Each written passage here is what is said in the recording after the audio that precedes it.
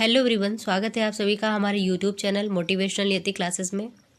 बिहार की सीरीज़ का तीसरा वीडियो लेक्चर है और आज हम यहाँ पे देखने वाले हैं बिहार की भौतिक संरचना एवं इसके साथ हम इसके भौगोलिक संरचना को भी देखेंगे। तो सबसे पहले समझ लेते हैं कि प्राकृतिक एवं भौगोलिक संरचना इसकी कैसी है, ताकि हमको इसकी भौतिक संरचना समझने में आसानी रहेगी और हम इसकी जो भी इम्पोर्टेंट संरचनाएँ हैं उनको समझ पाएंगे। तो सबसे पहले हम देख लेते हैं कि बिहार की जो भूगर्भिक संरचना है एवं बिहार की भौतिक संरचना। भूगर्भिक संरचना को हमने अपने लास्ट वीडियो में समझा था, तो आज हम भौतिक संरचना के बारे में बात करेंगे, लेकिन फिर भी एक बार हम उसमें नज़र डाल लेंगे।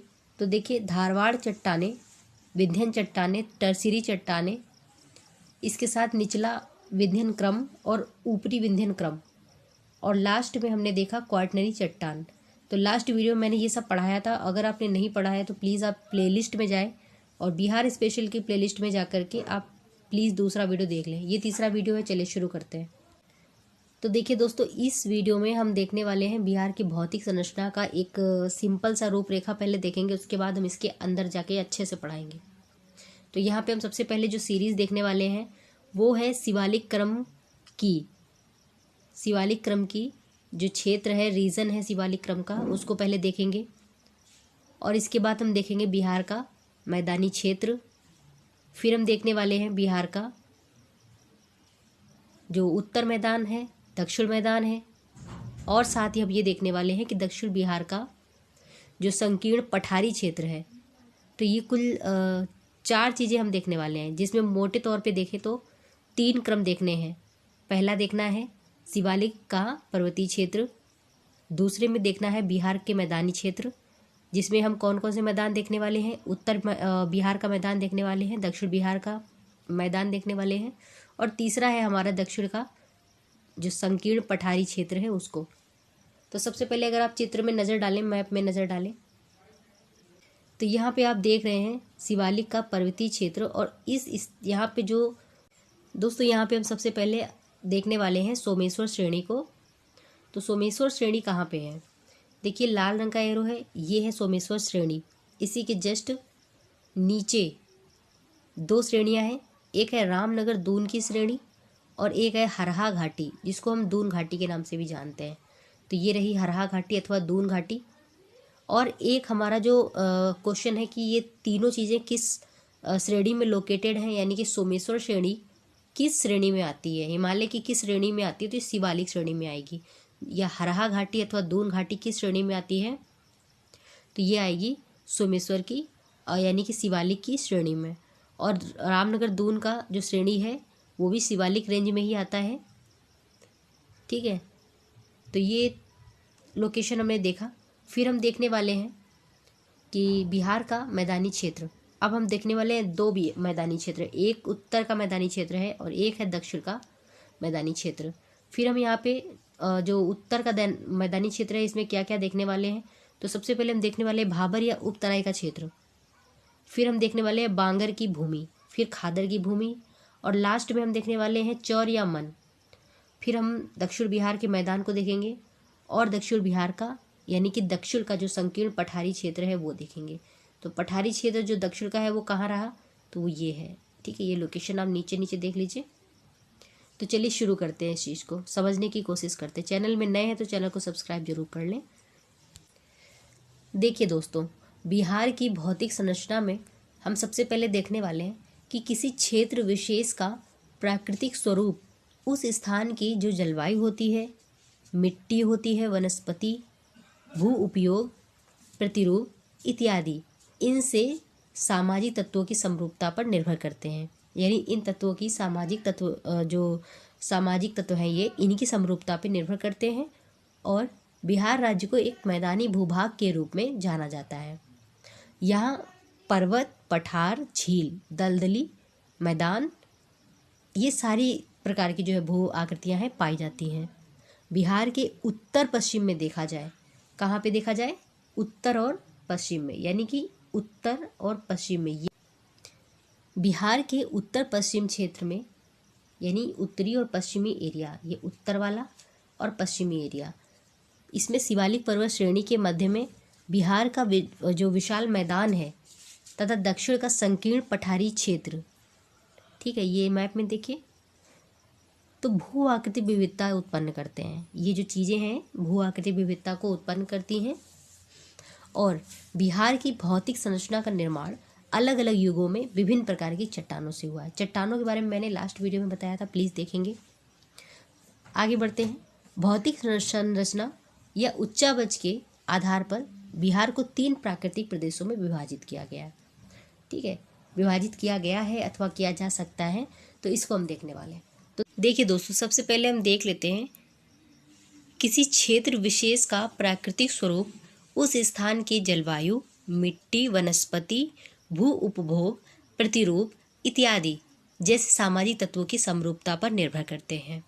बिहार राज्य को एक मैदानी भूभाग के रूप में जाना जाता है।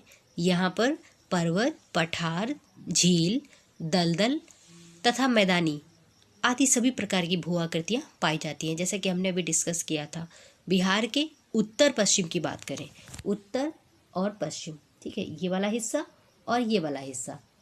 अगर हम उत्तर और पश्चिम की बात करें तो शिवालिक पर्वत श्रेणी, मध्य में बिहार का विशाल मैदान तथा दक्षिण का संकीर्ण पठारी क्षेत्र भू आकृति विविधता उत्पन्न करते हैं। यानी कि यहाँ का क्षेत्र हो गया, मैदानी भाग हो गया उत्तर और दक्षिण का, और पठारी क्षेत्र, तो ये भू आकृतिक विभिन्नता जो है विविधता उत्पन्न करते हैं। बिहार की भौतिक संरचना का निर्माण अलग अलग युगों में विभिन्न प्रकार की चट्टानों से हुआ है। सेकेंड वीडियो में डीपली मैंने डिस्कस किया था, आप उसको देखेंगे।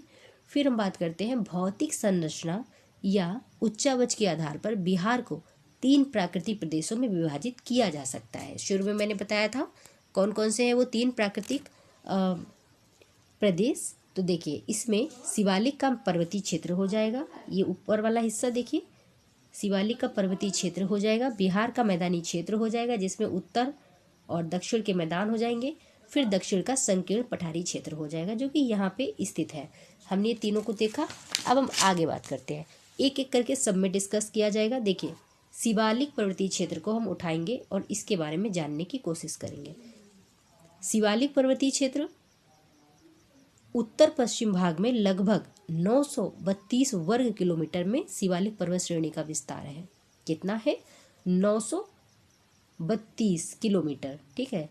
ये जो हिस्सा है 932 वर्ग किलोमीटर में जो है ये श्रेणी विस्तृत है।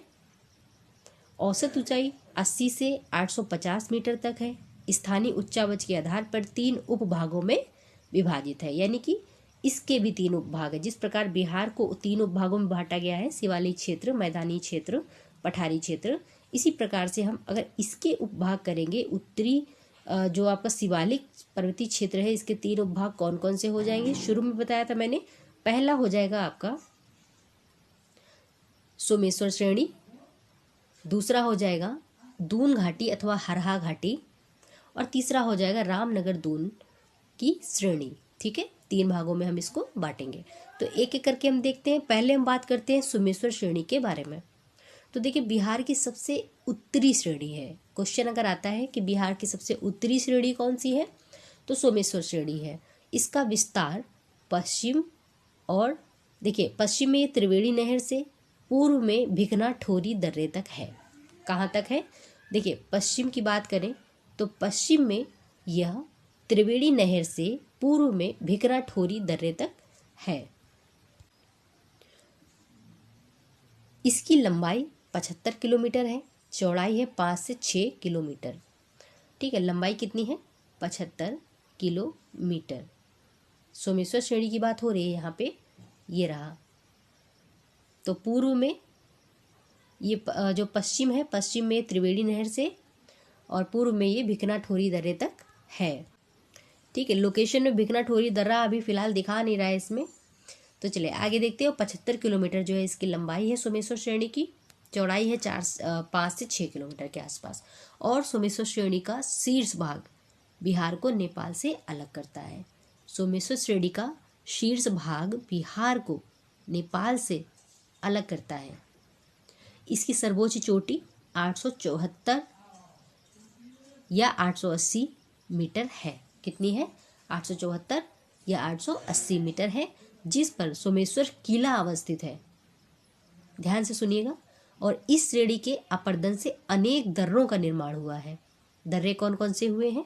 भिगना ठोरी दर्रा अभी बताया था, सोमेश्वर दर्रा, मखात दर्रा, ये प्रमुख हैं। ठीक है। और ये दर्रे बिहार और नेपाल के बीच यातायात हेतु मार्ग प्रदान करते हैं। तो दर्रे भी इम्पोर्टेंट है। ठीक है। और ये दर्रे कहाँ से बने? सोमेश्वर श्रेणी से बने हैं। कौन कौन से दर्रे हैं? भिगना ठोरी दर्रा, सोमेश्वर दर्रा, मखात दर्रे, 3 दर्रे प्रमुख हैं। और भी होंगे लेकिन हमने 3 के ही विषय में चर्चा की। अब हम बात करते हैं आगे। टर्सियन काल में, ये जो टर्सियरी काल था, इसमें बनी इस श्रेणी में बालू पत्थर, चूना पत्थर, कांग्लोमरेट, चीका आदि वलित रूप से पाए जाते हैं। किस रूप से पाए जाते हैं? वलित रूप से पाए जाते हैं। तो ये चीज़ें हमने देख ली। आपको याद होगा मैंने सेकेंड वीडियो में इससे संबंधित MCQ सॉल्व किए थे, तो आपको वहाँ पे MCQs देखने होंगे, क्योंकि आज के इस वीडियो में हम MCQs नहीं सॉल्व करेंगे। MCQs हमने सेकेंड वीडियो में सॉल्व किए थे। चले आगे बढ़ते हैं। अब हम बात कर लेते हैं दून अथवा हरहा घाटी के बारे में। दून अथवा हरहा घाटी के बारे में कहाँ पे स्थित है ज़रा देख लें। तो ये है हमारा दून अथवा हरहा घाटी। यहाँ पे लोकेशन देखिए इसका।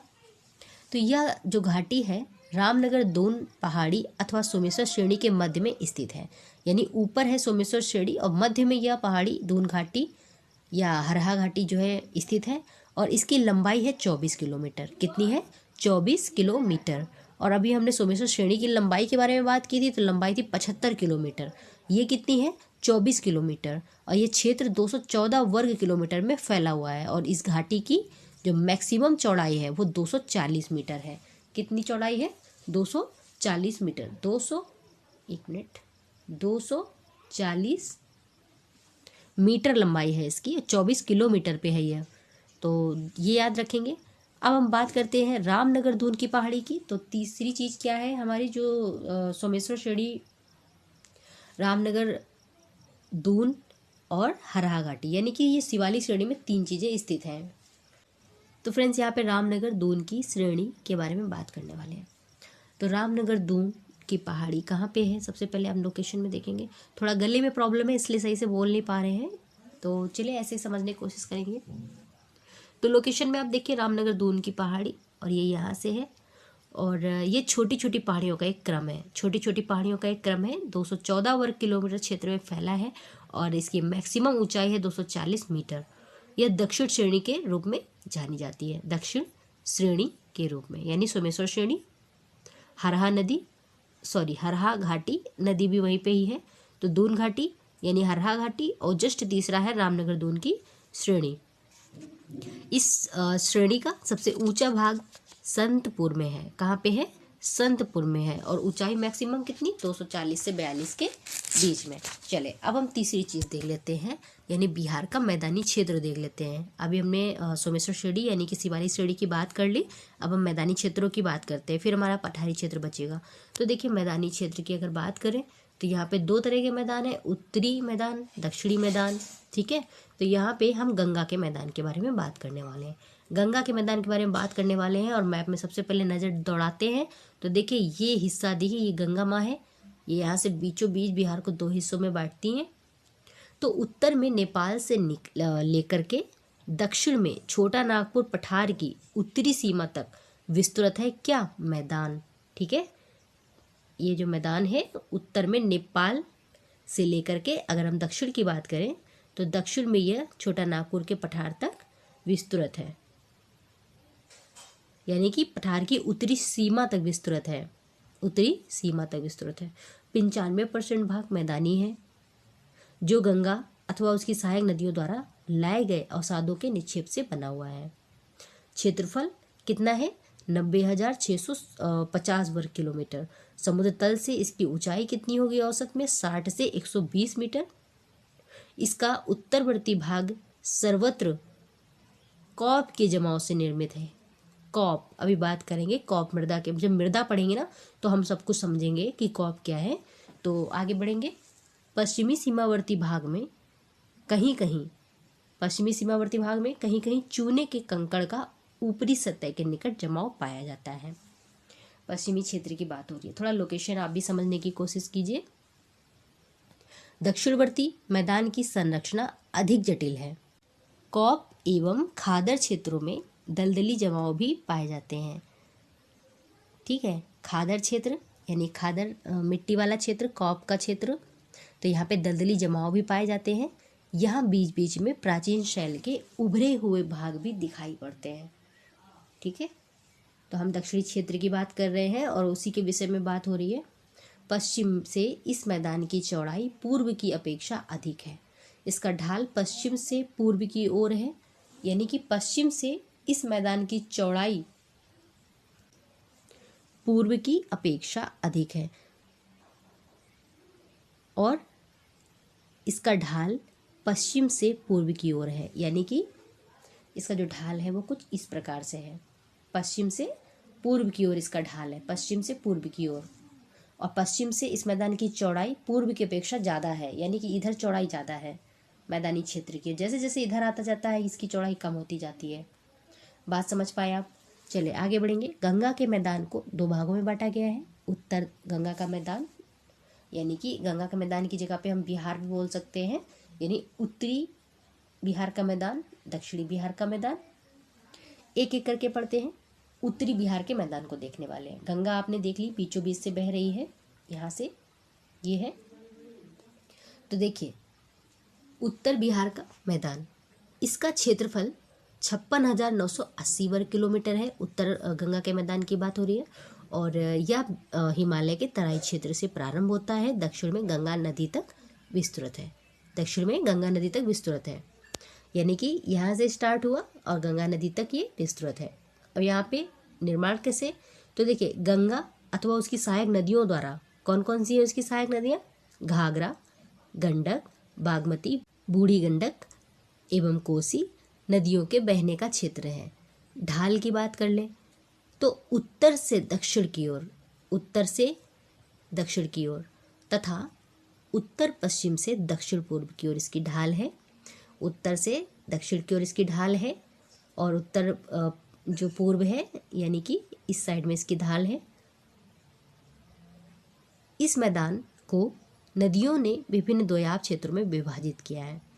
तो हम पहले इसके दोयाब क्षेत्रों को देखने वाले हैं कि कौन कौन से दोयाब क्षेत्र हैं। तो पहला दोयाब कौन सा है? घाघरा गंडक दोआब। कहाँ से देखिए चित्र में एक बार, घाघरा गंडक का दोआब। महानंदा कोसी का दोआब, ये रहा महानंदा कोसी का दोआब। अब एक गंडक कोसी का दोआब, ये रहा। ठीक है, ये तीन दोआब हमने डिस्कस किए। तो ये दोआब हैं। दोआब क्या होते हैं? चलिए बताते हैं इसके बारे में कि दोआब क्या होते हैं। नदियाँ बहती हैं, बीच में बालू के टीले टीले उठे रहते हैं, तो इस क्षेत्र को दोआब कहते हैं। और हम बात करते हैं इस मैदान में नदी विसर्पण के कारण गोखुर झीलों का निर्माण हुआ है। ठीक है, तो यहाँ पे जो गोखुर झील है इसका मतलब क्या होता है? देखिए अगर नदी आ रही है बल खाती हुई बहती हुई और विसर्पण की क्रिया हो रही है, तो फिर धीरे धीरे ये जो जगह होती है यहाँ पे अवसाद इकट्ठे होते रहते हैं। तो इसकी जो नदी बहने का जो एक तरीका होता है वो चेंज होता रहता है धीरे धीरे। फिर यहाँ से पानी धीरे धीरे से जाता रहता है अवसाद होने की वजह से, और ऐसे ऐसे करके छोटा होता जाता है। तो एक टाइम ऐसा आता है कि सिर्फ ये वाली ये जो स्थिति होती है ना, ये चीज़ बन जाती है, तो यहाँ पानी बचा रह जाता है। तो इनको कहते हैं गोखुर झील। इनको चौर भी कहते हैं, मन भी कहते हैं। बिहार में अलग अलग नामों से जाना जाता है गोखुर झीलों को, चौर, मन, छाड़न, है ना, इनसे जाना जाता है। यह क्षेत्र बाढ़ की आपदा से ग्रस्त है। बाढ़ आती रहती है यहाँ पे। गंगा के उत्तरी मैदान का 75% भाग बाढ़ग्रस्त है, यानी कि जो उत्तरी भाग है तो यहाँ का 75% जो ये उत्तरी भाग है, 75% जो भाग है वो बाढ़ से ग्रसित है। ठीक है, अब इस मैदान का विस्तार कहाँ कहाँ से हुआ है? तो ये देखिए ये जो हुआ है सारण, यहाँ से देखेंगे सारण, चंपारण, मुजफ्फरपुर, दरभंगा, मुंगेर, भागलपुर, सहरसा, पूर्णिया, गोपालगंज, मधुबनी, सिवान आदि। ठीक है, तो जिले जो हैं जिलों को भी हमें क्रम से देखना होगा। तो कौन कौन से जिले थे फिर से एक बार देखेंगे। सारण, चंपारण, मुजफ्फरपुर, दरभंगा, मुंगेर, भागलपुर, सहरसा, पूर्णिया, गोपालगंज, मधुबनी, सिवान। ये सारे ये जो जिले हैं यहाँ से लेकर के इनमें जो है ये मैदान जो है निर्माण इसका हुआ है। नदियों के मध्य बाढ़ग्रस्त क्षेत्रों में बड़े बड़े दियारा क्या है, तो दियारा के बारे में अभी बात करते हैं। कॉप मिट्टी बालू से निर्मित मैदानी भाग को दियारा कहते हैं, इसको बोलते हैं दियारा। यानी कि कॉप मिट्टी बालू से निर्मित जो मैदानी भाग होता है उसको दियारा कहते हैं। और दोआब क्षेत्र को तो हमने देखा था, और यहाँ पे देखिए दोआब को हमने सर्कल भी कर रखा है, ये वाला एरिया जिसको दोआब क्षेत्र कहते हैं इसको, ठीक है, ये वाला हिस्सा। अब हम बात करते हैं आगे। तो देखिए इस मैदान के उत्तरी सीमांत का क्षेत्र अपेक्षाकृत ऊंचा है। यह गंडक, ठीक है, गंडक, यहाँ पे चित्र में देखिए नदियों के नाम लिखे हुए हैं। गंडक, बूढ़ी गंडक, कोसी, महानंदा नदियों द्वारा लाई गई मिट्टी और रेत से निर्मित जलोढ़ पंख हैं का क्षेत्र है। यहाँ ये नदियाँ अपना प्रवाह पथ बदलती रहती हैं, ठीक है। क्षेत्रीय विविधता के आधार पर मैदान को 4 भागों में विभाजित किया गया है। तो मैदान के भी 4 भाग हैं, देखिए थोड़ा सा डिफ़िकल्ट है मगर समझने की ज़रूरत है। तो 4 तरह के मैदान हैं, कौन कौन से हैं ज़रा देख लेते हैं इन्हें। पहला है भाबर अथवा उपतराई का क्षेत्र। भाबर अथवा उपतराई का क्षेत्र, भाबर अथवा उपतराई का क्षेत्र तो शिवालिक पर्वत श्रेणी के दक्षिण में एक संकीर्ण चौड़ी पट्टी के रूप में पश्चिम से पूर्व तक ये विस्तृत है। इस क्षेत्र में कंकड़ व बालू का निक्षेप मुख्य रूप से पाया जाता है। तो देखिए इस क्षेत्र को भाबर ही बोलेंगे, भाबर या उपतराई का क्षेत्र, यानी आप तराई भी बोल सकते हैं, भाबर भी बोल सकते हो। भाबर नाम सुनते ही दिमाग में यही आता है कि कुछ कंकड़ीला जो स्थान होगा, जगह होगी कंकड़ पत्थर वाली, बालू के निक्षेप वाली। चले अब दूसरा देखते हैं बांगर। बांगर क्या होता है और खादर क्या होता है। तो बांगर जो होता है जो पुरानी ओल्ड एलुवियल सॉइल होती है, पुरानी जलोढ़ मिट्टी, और जो खादर होता है वो न्यू एलुवियल सॉइल होता है, नई जलोढ़ मिट्टी। तो पुरानी जलोढ़ मिट्टी यानी बांगर से निर्मित उच्च भूमि का क्षेत्र है कौन सा, बांगर। बांगर भी बाढ़ का मैदान ही है, पर बाढ़ का पानी प्रतिवर्ष जाता नहीं है, ठीक है। इसका विस्तार उत्तर पश्चिम भी जो बिहार है, उत्तर पश्चिमी के मैदानी भाग में कैल्शियम कार्बोनेट की उपस्थिति के कारण इस मृदा में कंकड़ों की अधिकता रहती है, ठीक है। तो बांगर हो गया। और अब हम बात करते हैं खादर के बारे में। तो यह क्षेत्र नवीन जलोढ़ का निक्षेप क्षेत्र है और यहाँ पे जो है प्रतिवर्ष बाढ़ के पानी के साथ में अवसाद आते हैं, निक्षेपण होता है। प्रतिवर्ष बाढ़ के कारण रेत की नवीन परतों का निक्षेप होने से उसकी उर्वरता अत्यधिक होती जाती है। तो इसमें बालू, रेत, पंख मतलब कीचड़ एवं चिकनी मिट्टी के निक्षेप पाए जाते हैं। खादर की बात हो रही है, खादर काफ़ी ये जो है उपजाऊ होती है और सर्वाधिक विस्तार कोसी व गंडक नदियों के मध्य में हुआ है, कोसी व गंडक नदियों के मध्य में हुआ है। तो एक बार चित्र में देखिए जरा कोसी और गंडक नदियाँ कहाँ पे हैं। तो ये देखिए यहाँ से कोसी और गंडक नदी के मध्य में सबसे ज़्यादा जो है जलोढ़ मिट्टी का यहाँ पे खादर मिट्टी का यहाँ पे निक्षेप पाया जाता है, यहाँ पे इसका विस्तार है।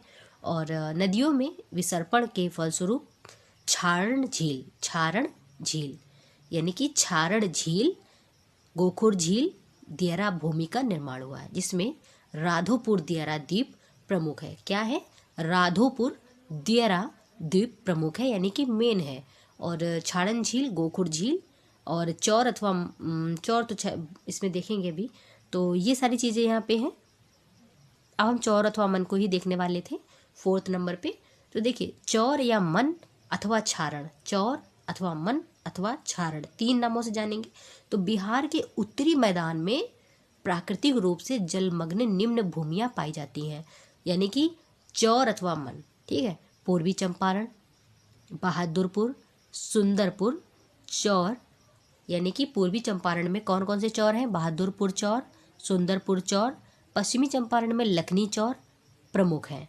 तो चौर क्या है, ऐसे स्थान जहाँ पे पानी का जमाव है, पानी है वहाँ पे, तो इन्हें चौर या मन कहते हैं, और मुख्य रूप से गोखुर या क्षारण झीलें होती हैं जिनको चौर या मन कहते हैं।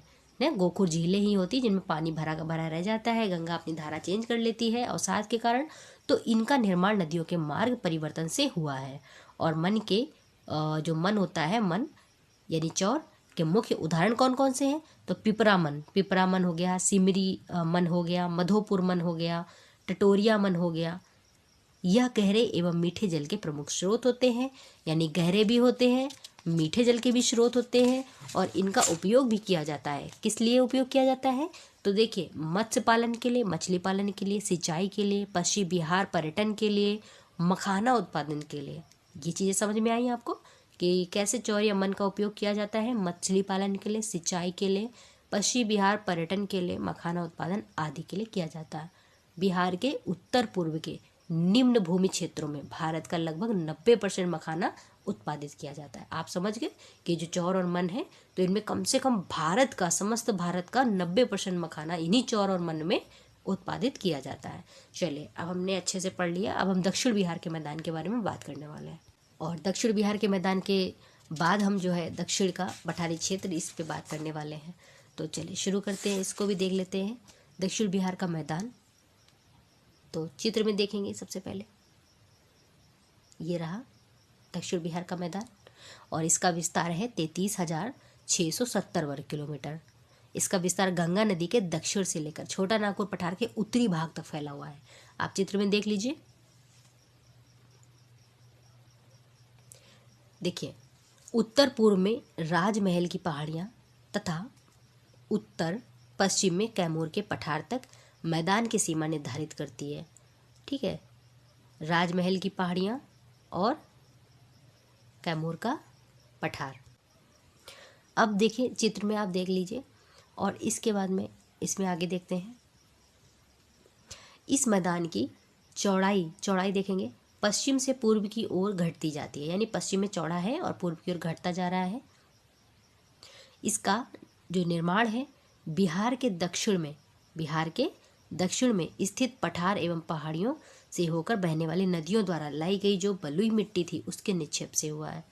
यानी कि इस एरिया में जो भी नदियाँ थी, जो भी ये वाले थे, तो ये जो अपने साथ में अवसाद लेके आए, उससे इसका निर्माण हुआ, इस मैदान का निर्माण हुआ। यह मैदान मुख्यतया समतल है, किंतु गया में 266 मीटर, राजगीर में 466 मीटर, खड़गपुर में 510 मीटर, गिरियक और पराबर की पहाड़ियाँ जो हैं मुख्य हैं इसमें, जिन्होंने इसकी एकरूपता को भंग कर दिया। यानी कि यहाँ पे ये जो है समतल नहीं है, यहाँ पे उबड़ खाबड़ है।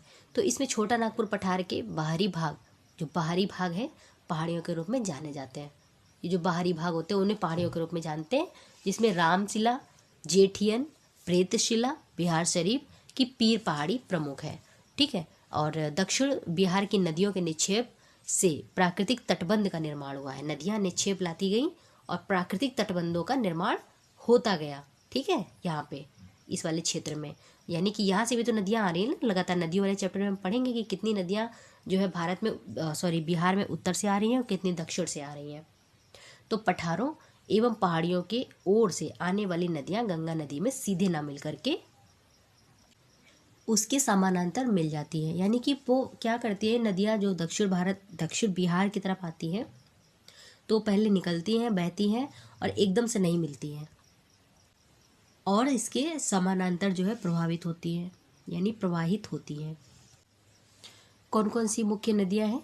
तो सोन, पुनपुन, क्यूल, फल्गु, ये सारी कुछ नदियाँ हैं। इसमें और भी नदियाँ पढ़ेंगे जब नदी वाला चैप्टर पढ़ेंगे तो चलिए, फल्गु नदी गंगा में प्रवाहित होने से पहले एक टाल क्षेत्र में समाप्त हो जाती है। टाल मतलब ताल अथवा तालाब आदि, ऐसे, तो वहाँ समाप्त हो जाती है।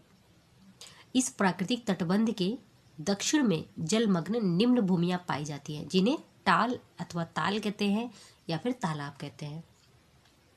यानी कि खासियत क्या थी, इसको और विस्तृत तरीके से नदी वाले चैप्टर में पढ़ेंगे, कैसे ये नदियाँ आती हैं, डायरेक्ट गंगा में नहीं मिलती है और ऐसे समानांतर चलती ऐसे जाके टाल क्षेत्र में विलीन हो जाती हैं। ठीक है, तो टाल क्षेत्र पटना से भागलपुर तक 25 किलोमीटर की चौड़ी जो चौड़ाई है क्रमिक रूप से फैले हुए हैं टाल क्षेत्र। ठीक है, यहाँ से जो पटना है, पटना से लेकर के भागलपुर तक जो है चौड़ाई में फैले हुए हैं, 24 किलोमीटर के आसपास, 25 किलोमीटर में। और उदाहरण के लिए देखते हैं तो मोकामा टाल क्षेत्र हो गया, सिंघोल टाल क्षेत्र हो गया, बढ़ैया टाल क्षेत्र हो गया, मोर, काबर, ये प्रमुख हैं। थोड़ा सा और विस्तृत से पढ़ लेंगे इनको बाद में। तो मोकामा में क्यूल हरोहर घाटी, यानी कि मोकामा में क्यूल हरोहर घाटी में विश्व का सबसे बड़ा टाल क्षेत्र पाया जाता है। कहाँ पाया जाता है? मोकामा में। क्या कहलाता है? क्यूल हरोहर घाटी, जो कि विश्व का सबसे बड़ा टाल क्षेत्र है, टाल क्षेत्र है। चलिए आगे बढ़ते हैं। अब हम यहाँ पे बात करते हैं कि दक्षिण बिहार के मैदान क्षेत्र को कितने भागों में बांटा है। तो इसको 3 भागों में बांटा गया है। पहला हो गया आपका, चित्र में देखिए जरा, पहला हो गया सोन गंगा दोयाब। अभी हमने उत्तर में जिस तरह से समझा था इसी तरह से दक्षिण में समझने की कोशिश करेंगे। माफ करना, थोड़ा गला खराब है इसलिए बोलने में दिक्कत आ रही है।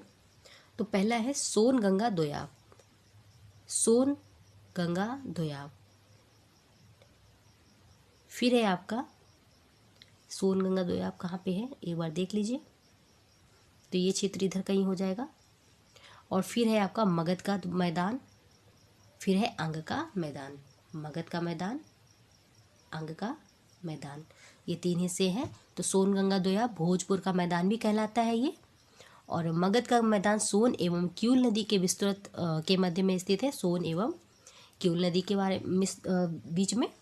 और अंग का मैदान है क्यूल नदी से राजमहल की पहाड़ियों तक फैला है। चित्र में आप देख लीजिए। तो अब हमारा दक्षिण का संकीर्ण पठारी क्षेत्र बचा है और उसके कुछ और भी इम्पोर्टेंट हिस्से बचे हैं जिनको डिस्कस करना है। इसे हम अगले वीडियो में लेके आएंगे इसकी सेकंड सीरीज़ पे। तो वीडियो अगर पसंद आता है तो लाइक करें, शेयर करें, दोस्तों तक पहुंचाएं, चैनल को सब्सक्राइब करें। अगले वीडियो में मिलेंगे अगली अपडेट के साथ, तब तक के लिए जय हिंद।